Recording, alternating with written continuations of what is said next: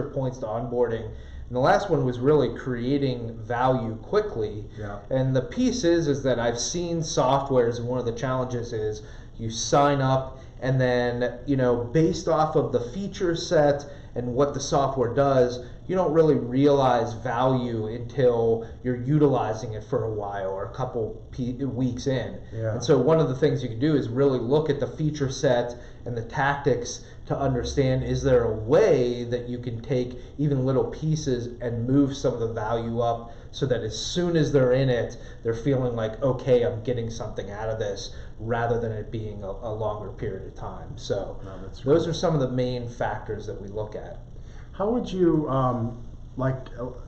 software that takes me through almost like a wizard when I'm going in the first time, where would you put that? That tour piece. I think, that tour could kind of tie some of those elements together and kind of moving that value up front, even if it's something down. Yeah, I think it can help train, and that depends on your audience. There are certain people, and this is where analytics can come in.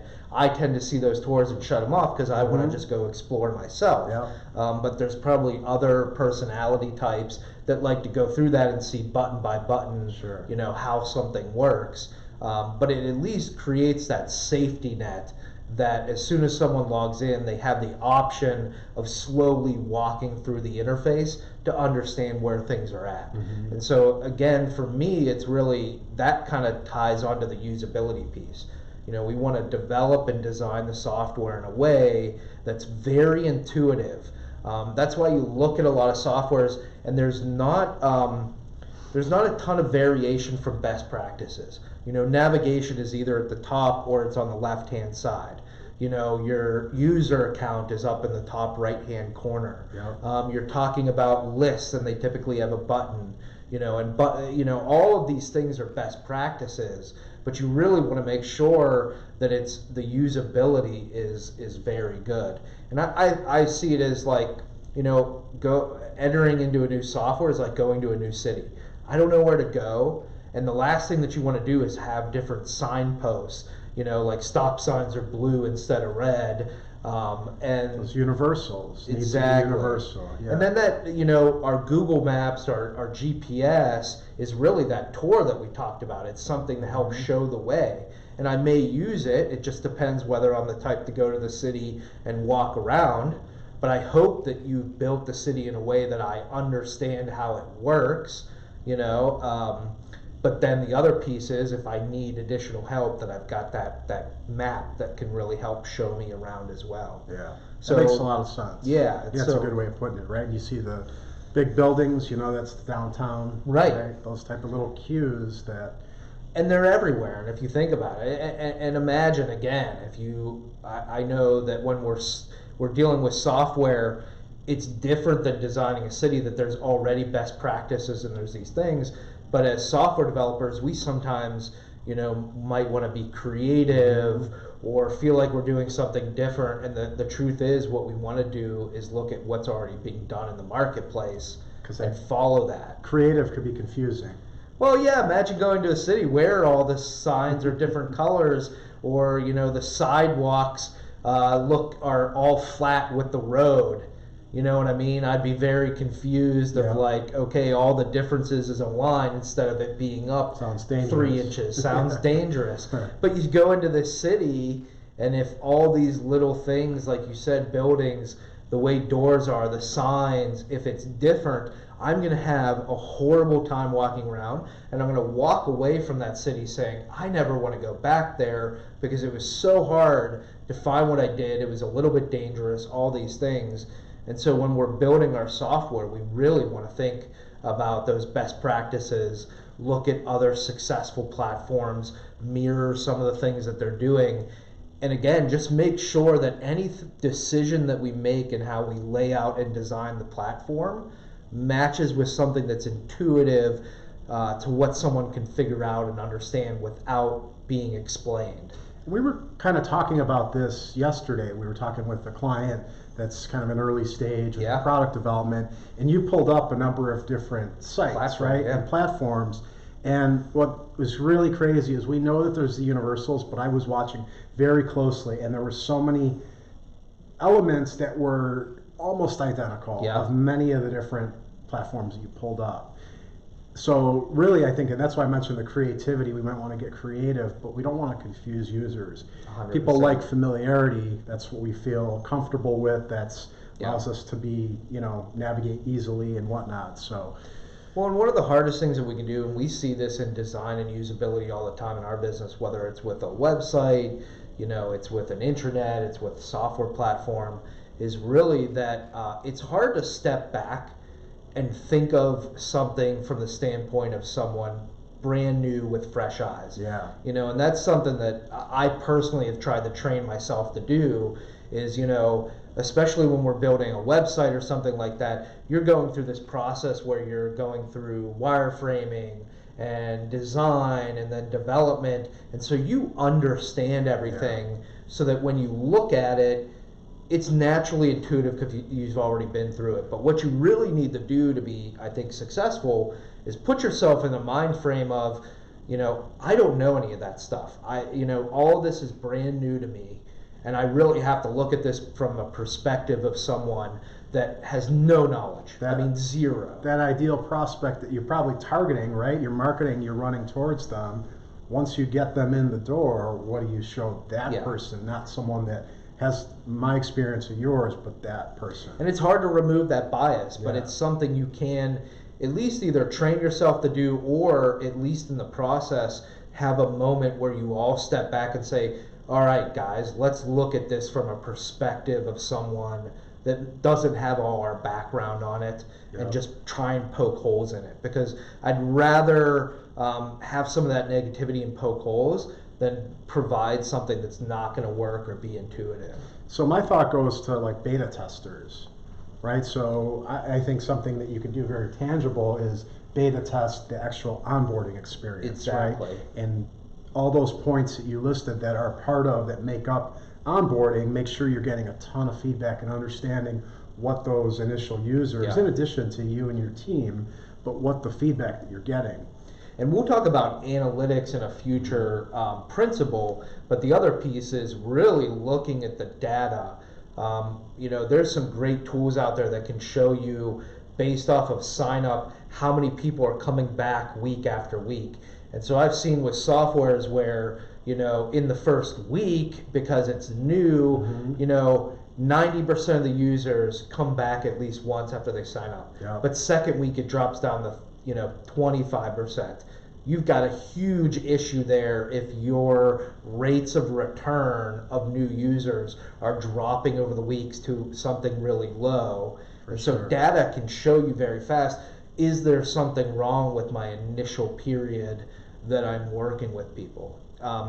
The other piece of that is communication. So one thing that softwares forget about is, how do we communicate with our new users? It's great that they signed up and maybe they get a confirmation, thank you for signing up, but then if that's the last time you talk to them, that's a bad thing. Yeah. And so what I really like is when a software will put me in a sequence and start sending me little instructions or tips. And so, the second day that I'm in it, I get an email that says, have you explored X? And it does a couple things. One, it helps teach me a little bit. Two, it drives up that analytics that I'm more likely to click and go back to the software to look at that. And so a series of emails that kind of introduce me or uncover really unique pieces or help reinforce the value of what I purchased. We really need to set up that sequence of emails, especially again in the first day, week, or couple weeks. Yeah, and that was one, I think you can frame that value through that communication as well. So there's a lot that can be accomplished with those touches. Now, along those lines of communication, is it just an email? Is it a push notification? What is it? I think it's a mix of both. Email is obviously the default, but if you have a higher price software and it's B2B, you may want to have a physical phone call or whatever it might be. If you can get their text message and do something like that. If it's an app, a push notification. I think there's a lot of ways to do it, but you really have to look at how do you not be intrusive but also provide the most value. And there may be some use to testing that out a little bit with your users. And again, this goes back to everything, and I'm trying to think from a perspective of our own viewers not having watched prior stuff of ours, but if you haven't sat down and created a persona of your audience and the people that are your users and really determine some factors of like how often do they like to be contacted, things like that can be in there, what are their personality traits, that can be a good starting point to say, okay, we really need to stick with email versus we can try some more advanced techniques.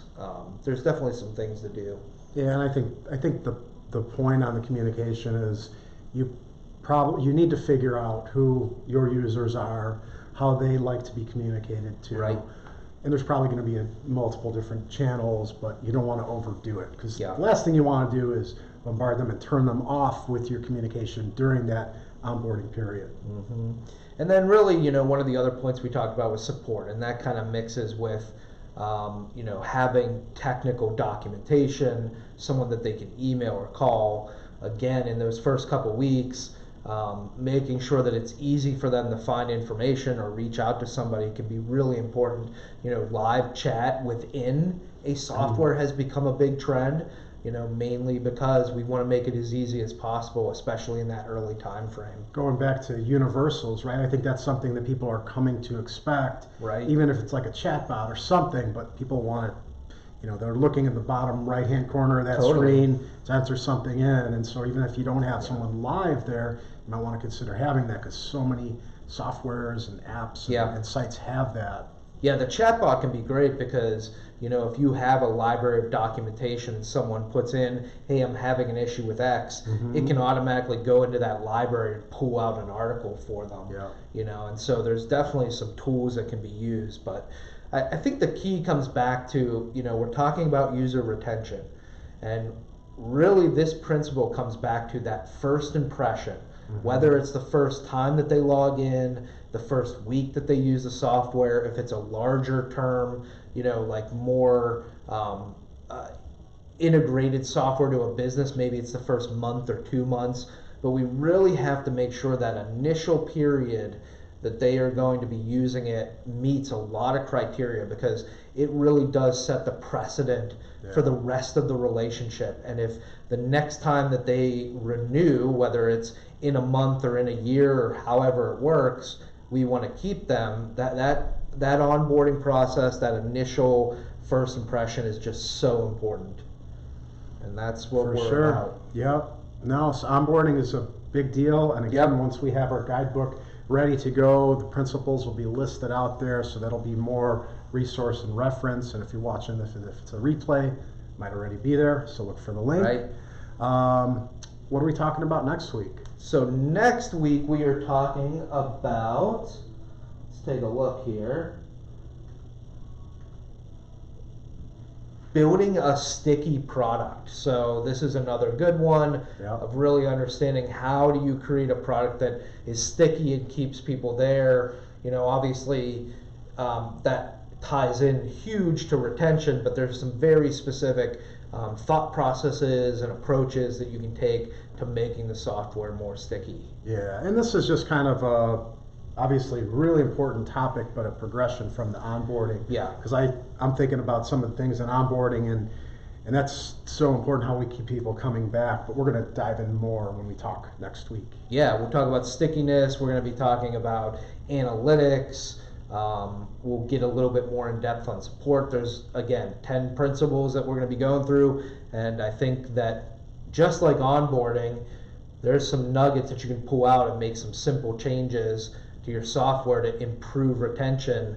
And as we go through these 10, there's going to be a lot of those little nuggets that can just make a huge improvement to the software retention. Yeah. So follow along. Yeah. Take some action, implement some of these things. Again, reach out to us. Small action steps. Yeah, reach out to us. Leave us comments or give us a call. Any other way you want to reach out. We're happy to feel that feedback.